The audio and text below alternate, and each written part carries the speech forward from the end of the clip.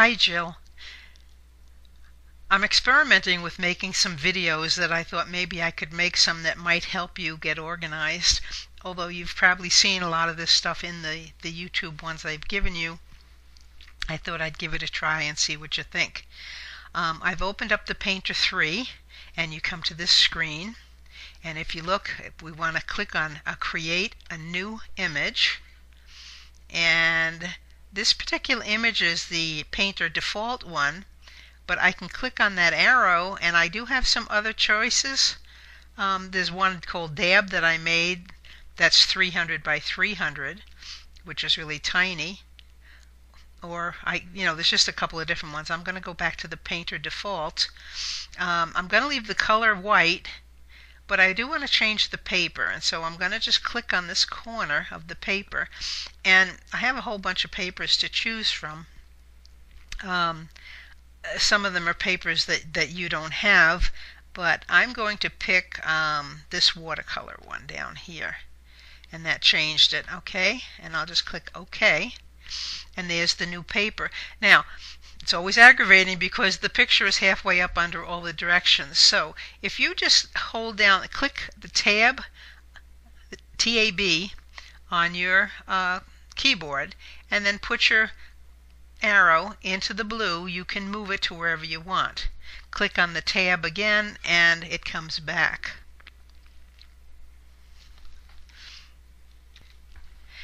Now I know I made a custom palette for you. Now I have my custom palette here of commands, and I also have a custom palette of paintbrushes that I like to use. But I think I left you a little bit confused about it. So what I'm going to do is, right now I'm using a bristle oil brush, and I know if I click on the corner of that, it'll bring up all the different categories of brushes that are available in Painter X3. If I put the arrow in the gray, I'm at oils. I can pick anything. If you notice, I have pastel oils there. If I go to pastel, it changes to all the brushes in pastel. There's pens, pencils. All right, but I'm going to go to oils because you said you like to use oils. I'm going to use a bristle oil brush. Now down the bottom, well, of course I've come off it, so let me see if I can keep it there. Yeah. It shows what the oil brush is going to look like when you paint with it. Alright, I've gone back to creating a new image because it's taking up too much memory and my computer keeps crashing on me. So I'm going to change this resolution to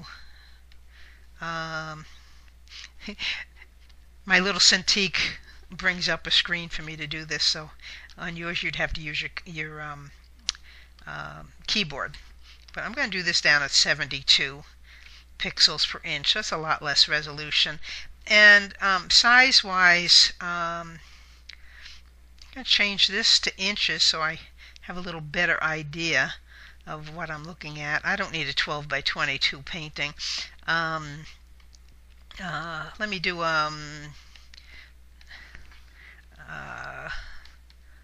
4-inch.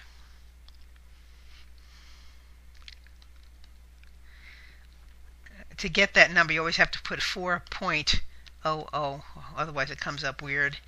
And then here I'll do 6-inch. So it has to be 6.00. Okay, and I'm going to save this as a new size. So if I come up to plus, I can name it. And I'll just name it 4 by 6 dash 72. So I know the size and I know the resolution. Okay. So now you can see it's saved as that name. And I'll click OK. Now remember I told you to press the tab so that you could get this and move it where you want it.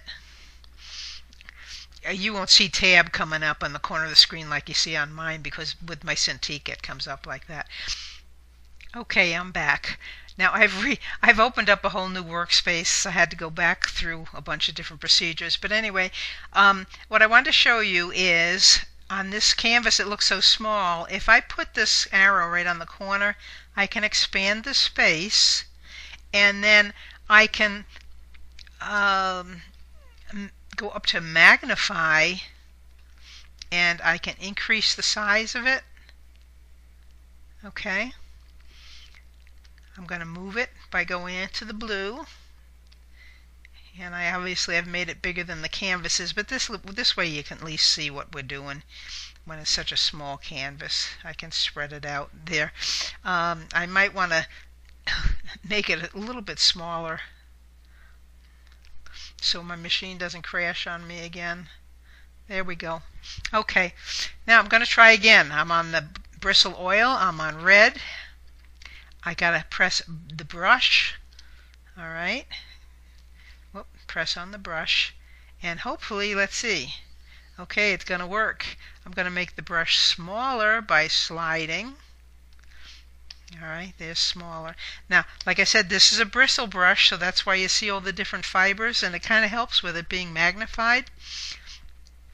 Now, if you notice, the saturation is 70. That's how much paint is on it. If I bring it down to 30, all right, it should look less.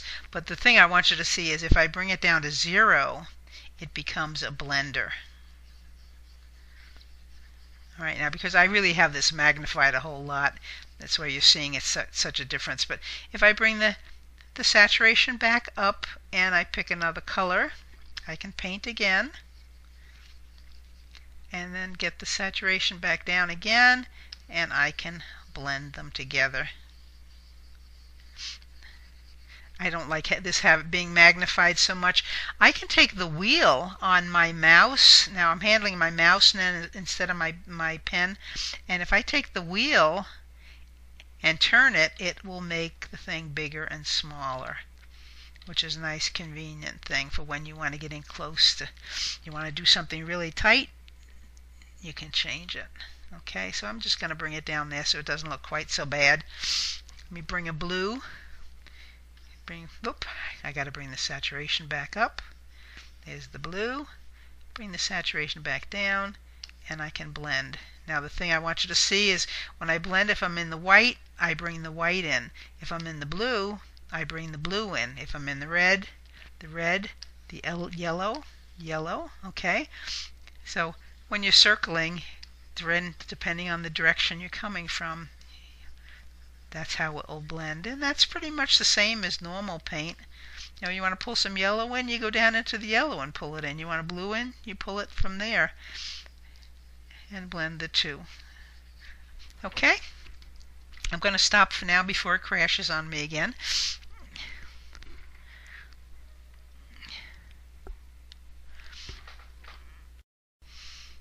Okay, I am going to stop for now with the coloring, but what I do want to do is take a look at this custom palette.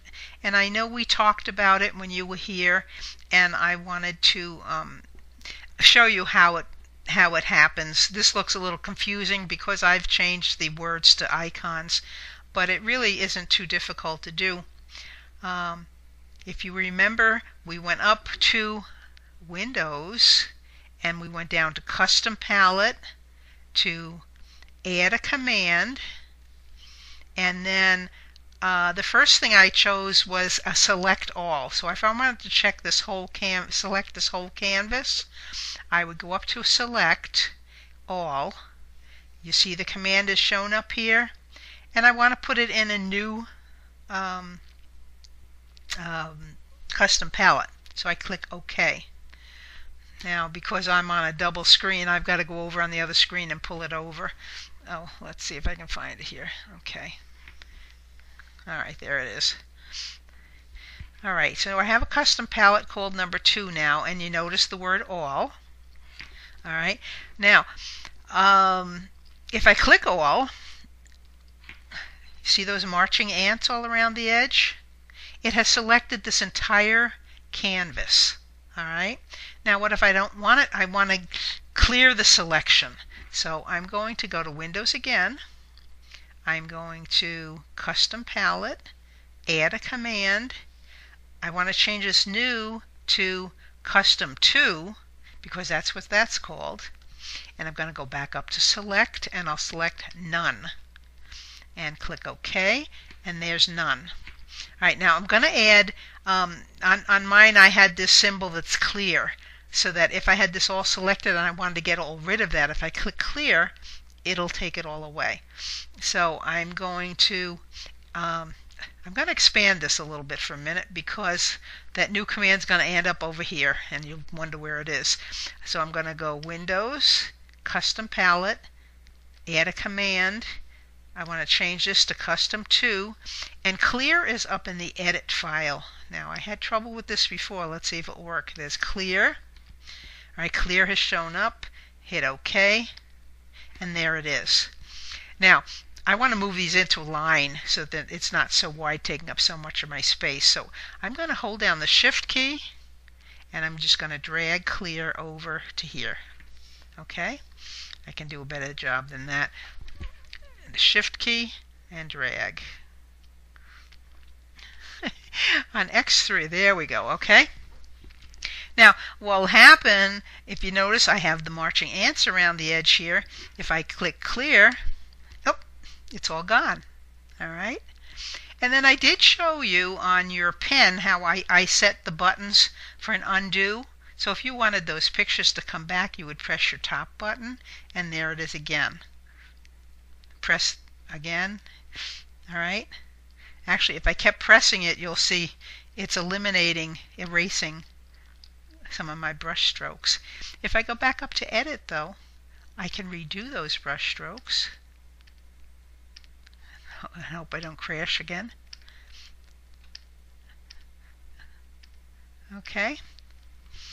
All right, so that's what that custom palette was for. Again, I'm going to narrow it. Try and narrow it down. Any commands you want, as you get familiar with the different commands, the one thing you might want to add to it, and I'm probably getting too long, so I better stop right now.